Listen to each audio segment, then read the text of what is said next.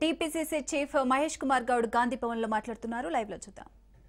ప్రాముఖ్యత తెలవాలి, దానికి గొప్పతనం తెలవాలి.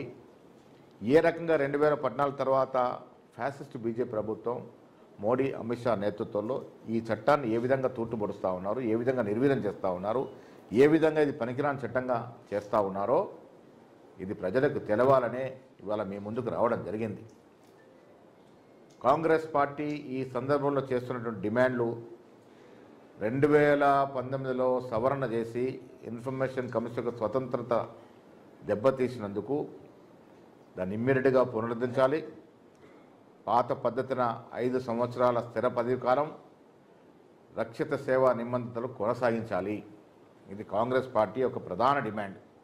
5 సంవత్సరాలు యథావిధిగా వారికి స్థానాచలనం లేకుండా పరిమితి సంవత్సరకాల చిరకాల పదవికాలం ఉండాలి. వారి వేతనం నిర్ణయించే అధికారం కేంద్ర ప్రభుత్వం వరకు ఉండకూడదు. అదేవిధంగా ఆర్టీఐ చట్టంలో ప్రజాహిత ఉద్దేశం దెబ్బతీసే డిపిడిపి చట్టంలోని సెక్షన్ 44(3)ను పునః పరిశీలించాలి. ఈ చట్టం ద్వారా వ్యక్తిగత సమాచారం తీసుకునే హక్కుని పౌరుడు కోల్పోతున్నాడు కాబట్టి దాన్ని పునః పరిశీలించాలి. కేంద్ర రాష్ట్ర కమిషనర్ ఖాళీలను పారదర్శకంగా సమయపాలనలో భర్తీ చేయాలి. ఇదొక డిమాండు.